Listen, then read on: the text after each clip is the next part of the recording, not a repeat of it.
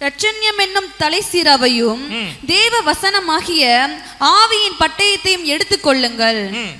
எந்த சமயத்திலும் சகல விதமான வேண்டுதலோடு மன்னிக்கணும் 14 வாசிங்கம்மா. 14 சத்தியம் என்னும் கச்சையை உங்கள் அறையில் கட்டினவர்களாயும். சத்தியம் என்னும் கச்சையை உங்கள் அறையில் கட்டினவர்களாகவும். அறை கட்டப்படுதல் என்றால் you must ready in your truth. சத்தியத்தில் நீ ரெடியா இருக்கணும். சத்தியம் கட்டப்பட்டதாக அந்த வசனம் சொல்லுது. சத்தியம் என்னும் கச்சையை உங்கள் அறையில் கட்டினவர்களாகவும். அப்படின்னா என்ன அர்த்தம்? நல்லா கவனிச்சிங்கன்னா 2 வகையான ட்ரெஸ் இருக்கு. மேலே ஒரு ட்ரெஸ் இருக்கு, கீழே ஒரு ட்ரெஸ் இருக்கு. இப்போ மேலே இருக்கிற ட்ரெஸ் இல்லாமல் கூட நம்ம வெளியே என்ன செய்ய முடியும்? போக முடியும். உங்கள் நிர்வாணம் காணாதபடிக்கு லவோதிக்கேயா சபைக்கு ஆண்டவர் எழுதும்போது சொல்றாரு, உன் நிர்வாணம் காணாதபடிக்கு அப்படின்றார். அதோட அர்த்தம் என்ன? முழுவதும் சத்தியத்தில் கட்டப்பட்டிருக்கிற சபை பாவத்தில் இருக்காது, நிர்வாணம் இருக்காது. நிர்வாணம் மறைக்கப்பட்டிருக்கும். சபை சத்தியத்தில் இருக்கா? சபை வசனத்தில் இருக்கு, சத்தியத்தில் இருக்கா? வசனம் வேறு, சத்தியம் வேறு. இன்னைக்கு வசனம் பேசுறவங்க இருக்கோம், பிரசங்கியார் இருக்காங்க, அல்லது நல்ல வசனம் படிக்கிறவங்க இருக்காங்க, பைபிள் வாசிக்கிறீங்க. உங்களில் பைபிள் வாசிக்காதவங்க யாருமே இருக்க வாய்ப்பே இல்லை. சர்ச்சில் நமக்கு நல்லா சொல்லி கொடுத்துருக்குறாங்க. அதுவும் ஆவிக்குரிய சபைகளில் நமக்கு சொல்லிக் கொடுக்கக்கூடிய மிக முக்கியமான ஸ்பிரிச்சுவல் எக்ஸசைஸில் ஒன்று பைபிள் ரீடிங், இன்னொன்று ஜெபம். முந்தியெல்லாம் ஊழியக்காரங்க போன உடனே எங்கள் பாஸ்டர்லாம் கேட்பாங்க, அந்த போட்டு வச்சுருப்பாங்க வீட்டு வாசல்லையே, இன்று ஜெபித்தீர்களா அப்படின்னு போட்டு வச்சுருப்பாங்க. அப்போ ஜோமனியா சிலர் எங்கள் ஊழியக்காரர் சில நேரத்தை கேட்கும்போது கேட்பாரு, ஜோமனியாடா அப்படிம்பாரு. நமக்கு கேஷுவலாக ஆமான்னு அடுத்த கேள்வி, என்ன படித்தேன் பாரு, இன்னைக்கு என்ன படித்தேன் பாரு, அதை சொல்லணும். இப்போ அதை நம்ம சும்மா 23 சங்கீதம்னு சொல்லிட்டு போக முடியாது, அதெல்லாம் ஒத்துக்க மாட்டார். என்ன படித்தேன்னு சொல்லணும். அப்போது வசனம் படிக்கிறத பற்றி அங்கே சொல்லலை, அது படிக்கணும். ஆவியின் பட்டமாகிய கர்த்தருடைய வசனம் இருக்கு, அது இல்லை, அது இருக்கணும். அதை விட முக்கியம் சத்தியம் இருக்கணும். வசனம் இருக்கு, சத்தியம் இருக்கா, அதான் நமக்கு முக்கியம். சபைகள் வசனத்தில் இருக்கு, ஆராதனை நடக்குது. இப்பெல்லாம் ஒரு ஃபேஷன் இருக்கு, பெரிய பெரிய சபைகள் ஒரு ஃபேஷன் இருக்கு. என்னன்னா, எங்கள் சர்ச்சில் இப்போ சமீபத்தில் பெங்களூரில் கேள்விப்பட்டேன், ஒரு நாளைக்கு 11 ஆராதனையாமா, காலையிலேருந்து சாயங்காலம் வரைக்கும் 11 ஆராதனை. எனக்கு ரொம்ப ஆச்சரியமாகி போச்சு. 11 ஆராதனை எப்படி நடத்துவீங்க? ஒரு ஆராதனைக்கு எத்தனை மணி நேரம் அப்படின்னு கேட்டேன். 1 மணி நேரமா ஒரு ஆராதனைக்கு? ஒரு ஆராதனைக்கு 1 மணி நேரம். எனக்கு இன்னும் ஆச்சரியமாகி போச்சு. 1 மணி நேரத்துக்கு என்னப்பா ஆராதனை நடத்துவீங்க அப்படின்னு கேட்டா அவங்க சொல்றாங்க, ஒரு 15 to 20 minutes வர்ஷிப், அதுக்கப்புறம் இந்த அனௌன்ஸ்மெண்ட்ஸு, இந்த காணிக்கை, இதெல்லாம் ஒரு 10 நிமிஷம், ½ hour ஆகிடும். அடுத்து ஒரு 10லேருந்து ஒரு 15 நிமிஷம் செய்தி, அடுத்த 5 நிமிஷம் முடிவு, அவ்வளோதான். ½ hour வேலை முடிஞ்சு கரெக்ட். நான் கேட்டேன், ஒரு வாரம் முழுக்க உலகத்திலேருந்து ஒரு மனுஷன் சர்ச்சுக்கு வரான், திருப்பி அடுத்த வாரம் உலகத்துக்கு போக போகிறான். அப்போ போன வாரத்தில் சர்ச்சில் உலகத்துக்கு வரவன் உலகம் அவன் மேலே படிஞ்சிருக்கும், வஸ்திரத்தில் உலகம் படிஞ்சிருக்கும். சபை என்பது அதை தோய்த்து வெளுக்கிற இடம். உங்கள் வஸ்திரம் கரைப்படாததாயும். சபை என்பது எதுக்கான இடம்? கரை திரை அற்ற வஸ்திரத்தை தரிச்சுக்கணும் பைபிள் சொல்லுது. கரை திரையற்ற வஸ்திரம். கரை திரையற்றனா என்ன?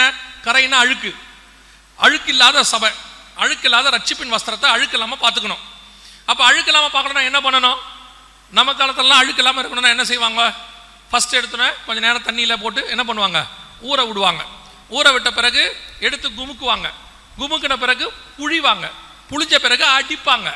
அடித்து திருப்பி போட்டு எடுத்து தண்ணியில் முக்கி எடுத்து நல்லா பார்த்து வெளிச்ச நல்ல வெளிர்னு ஆன உடனே நல்ல சுத்தமான உடனே ஒரு இதில் போட்டு காய வைப்பாங்க. இதுதான் கரையை போக்குதல். அதான் சபைக்கான இடம்.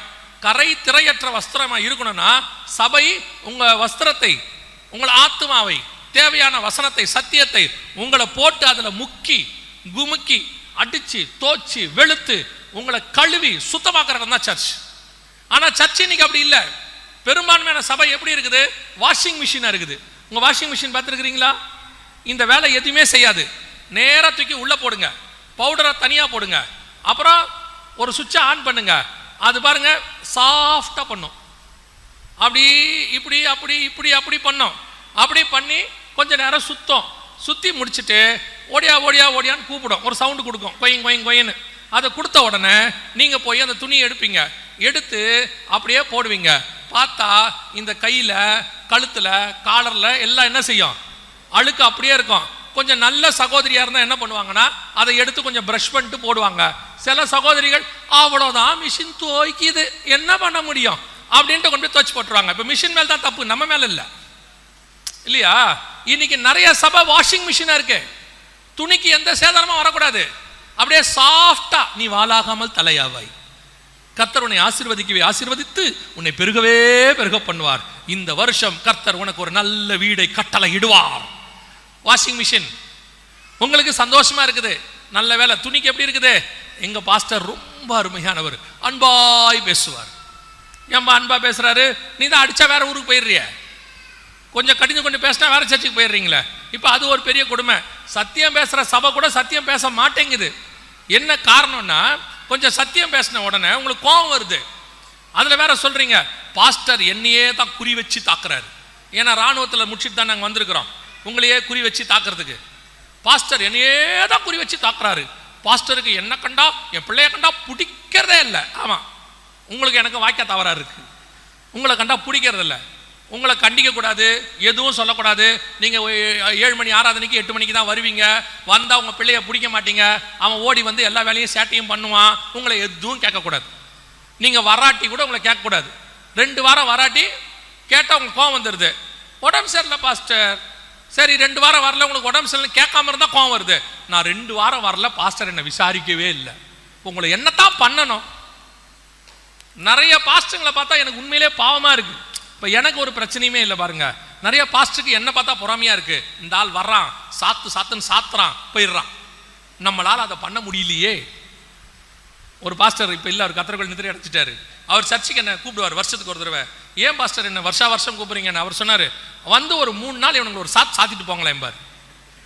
நான் ஒரு நாள் கேட்டேன், ஏன் பாஸ்டர் நீங்களே சாத்தக்கூடாது? நான் சாத்தினா ஓடிடுவான். அப்போ சொன்னாரு, அப்போ நான் சாத்தினா என்ன ஆகும்?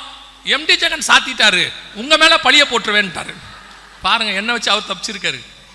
ஆனா நானும் அதை ஒன்றும் பெருசா எடுத்துக்கல, இருந்துட்டு போட்டோம். இப்போ நீங்க என்ன பண்ணுவீங்க? கடைசியா பாஸ்டர் கூப்பிட்டு சொல்ல போறீங்க, இனிமேட்டு அந்த ஆளை கூப்பிடாதீங்க, அதானே?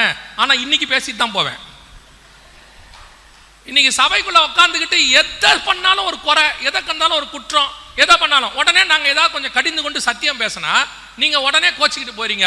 வெளியே வேற வலையோட 4 பேர் உட்காந்துருக்கான், எங்கன்னு தான் வரானே தெரியல, அப்படியே அள்ளிக்கிட்டு போயிடறான். என்னாச்சு? எங்க பாஸ்டர் என்ன ரொம்ப திட்டுறாரு, நீங்க நம்ம சர்ச்சுக்கு வாங்க, நான் உங்களை திட்டவே மாட்டேன். ஆமா, திட்டவே மாட்டேன். உடனே அவர் ஒரு ஆடி மாசம் ஆஃபர் கொடுப்பாங்கல்ல கடைகள்ல, அந்த மாதிரி நீங்க நம்ம சர்ச்சுக்கு வந்தீங்கன்னா உங்களை நாங்க வர்ஷிப் லீடர் ஆக்கிடுறோம், நீங்க அடுத்த வாரம் வர்ஷிப் எடுங்க. உடனே இது 10 வருஷமா சர்ச்சுக்கு போறேன், பாஸ்டர் என்ன ஒரு சாட்சி கூட சொல்ல விட்டதில்ல, அந்த சர்ச்சில் போன உடனே என்ன வர்ஷிப் லீடர் ஆக்கிட்டாங்க. நீ உனக்கு பாட வராது, அவனுக்கு வாசிக்க வராது, 2 பேரும் சேர்ந்து இப்போ ஆராதனை நடத்த போறிய.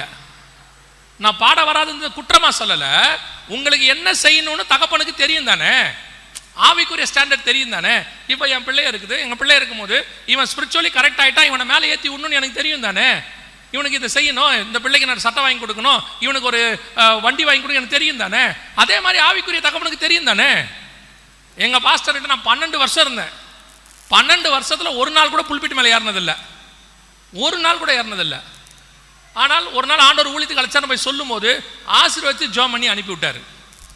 இன்னைக்கு ஒரு கூட்டம் இருக்கு சபையில் உட்காந்துக்கிட்டு, கரையை போக்கவே கூடாது, சபையில் இருக்கிற உங்ககிட்ட இருக்க பிரச்சனையை சொல்லக்கூடாது. நீங்க வீட்டுக்குள்ள என்ன சேட்டையும் பண்ணுவீங்க, பிள்ளைகளை ஒழுங்கா வளர்க்க மாட்டீங்க, அதுங்க போய் எங்கேயாவது எதையாவது இழுத்துக்கிட்டு வரோம். வந்த உடனே பாஸ்டர் கிட்ட கேட்கறது, பாஸ்டர் என்ன செய்யறது, கூட்டிட்டு வந்துட்டான், இது இல்லாட்டி செத்து போவேன்னு சொல்றான். சாவட்டும், சாவ மாட்டான் அவன், சொல்றேன், அவன் சாவ மாட்டான், கல்யாணம் பண்ணத்தான் சாவான், டெய்லி சாவான். நான் சொல்லு பாஸ்டர் கிட்ட வந்து கேட்கறது, எப்படியாவது கொஞ்சம் பண்ணி வச்சிருங்க பாஸ்டர். பாஸ்டர் பண்ணி வைக்க மாட்டேன்னாருன்னா உடனே வேற சர்ச்சு அதுக்கு ஒருத்தர் வச்சிருக்கான், அடைக்கல பட்டணம் மாதிரி, எல்லாத்துக்கும் கல்யாணம் பண்ணி வைக்கிறதுக்கு கொஞ்சம் பேர் இருக்கான். உடனே அங்க போறிய. இப்ப அவர் நல்லவர் ஆயிட்டாரு, நாங்க ஒரு ஆபத்துல போய் கேட்டோம், அவர் கல்யாணம் பண்ணி வச்சார். நீ ஆபத்துல கேட்ட, கொழுப்புல கேட்டீங்க, உங்க பிள்ளைய கண்டிக்க மாட்டேங்கிறிய. ஆனா நாங்க கண்டிச்சா உங்களுக்கு கோவம் வருது, சபையில சத்தியத்தை பேசினா கோவம் வருது. கரையை நீக்குதல் என்றால் என்ன? தோச்சு அடிச்சு வெளுக்கணும். இயேசுநாதர்ட்ட இருந்து பாருங்க, யோவான் ஸ்நானகன்ட்ட சீஷனா இருந்து பாருங்க, அப்ப தெரியும் உங்களுக்கு. யோவான் ஸ்நானகன்ட்ட சீஷனா இருந்தா அடிச்சு கொன்னே போடுவான், விரியன் பாம்பு குட்டியன்னு கூப்பிடுவான். போவீங்களா? இன்னைக்கு நாங்களாவது வாங்க பிரதர் போங்க சிஸ்டர்னு சொல்லிட்டு இருக்கிறோம். நீங்க யோவான் ஸ்நானகன் பாஸ்டரா இருந்தா உங்க நிலைமை என்ன? உள்ளே வரும்போதே சொல்வா, அந்த விரியன் பாம்பு குட்டியை கூப்பிடு. இயேசுநாதர் சொல்வார், அந்த வெள்ளடிக்கப்பட்ட கல்லறையை கூப்பிடு. நாங்க அப்படியா சொல்லிட்டு இருக்கிறோம்? உங்களை அன்பா நடத்திட்டு இருக்கிறோம். நாங்க சொன்னதே உங்களுக்கு கோபத்துக்கு வருதுங்கிறிய. இப்போ அவர் இப்போ எலிசா கிட்ட எலியா கிட்ட இருந்த மாதிரிலாம் என்ன ஆகும்? கேயாசி மாதிரி இருந்து ஒரு சின்ன தப்பு பண்ணா அவனுக்கு வந்த குஷ்டம் உனக்கு வரும் போடான்ட்டான், வேலை முடிச்சு. நாங்கள் அப்படியா சொல்கிறோம்? நீங்கள் என்ன பண்ணாலும் கூப்பிட்டு அன்பாக திருத்துறோம். அதுவே உங்களுக்கு கோபம் வருது. அதுவே உங்களுக்கு அந்த கரையை போக்கக்கூடாது. உங்களை அப்படியே வச்சுக்கிட்டு அப்படியே நடத்தணும். நாங்கள் நடத்த ரெடி, பட் உங்களை ஆத்மா பரலோகத்துக்கு போகுமா? நாங்கள் நடத்துறதுக்கு ரெடி தான். உங்களை ஒன்றும் சொல்லாமல் கொள்ளாமல் உங்களை பதுசாக வச்சுக்கிறதுக்கு நாங்களும் ரெடியாக இருக்கிறோம். ஆத்மா பரலோகத்துக்கு போகுமா? பிள்ளையை கண்டிக்காமல் விடுகிறவன் ஏலியாய் மாறி விடுவான். ரொம்ப கேர்ஃபுல்லாக இருந்துக்கொள்ளும். ரெண்டாவது, திரையற்ற வஸ்திரம். திரையற்ற வஸ்திரம்னா என்ன? சுருக்கம் இல்லாததுன்னு அர்த்தம். சுருக்கம் இல்லாத வஸ்திரம்னா என்ன பண்ணணும்? உங்கள் எல்லாருக்கும் நல்லா தெரியும். நல்ல துணி துவைச்ச பிறகு அடுத்து என்ன பண்ணுவீங்க? அயன் பண்ணணும். அவ்வளோதான். கரை திரைனா சுருக்கம் இல்லாதது. அயன் பண்ணுறதுனா என்ன அர்த்தம்? அயன் என்ன பண்ணுவாங்க? நல்லா சூடாக வச்சு தேய்ப்பாங்க. அதான் பரிசுத்த ஆவியில உங்களை சுத்திகரிப்பது. சபைக்குள்ள வச்சு வார்த்தையில சுத்திகரிக்கிறது ஒன்று இருக்கிறது, பரிசுத்த ஆவியை வச்சு சுத்திகரிக்கிறது ஒன்று இருக்கு. நல்லா சூடா ஆவியானவர் இறங்கி உனக்குள்ள உள்ளதை சுத்திகரிப்பார்.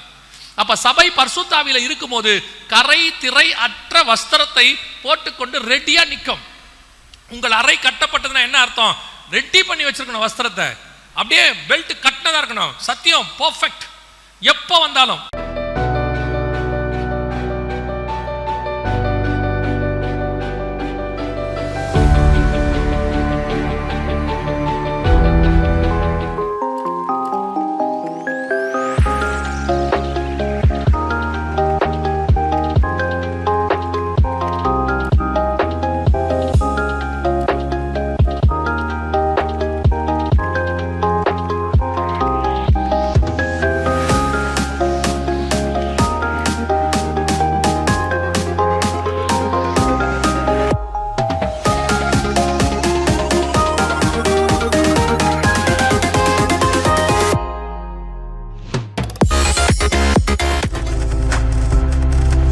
நீங்கள் பார்த்து கொண்டிருப்பது உங்கள் ஜாய் டிவி. உங்கள் துக்கம் சந்தோஷமாய் மாறும்.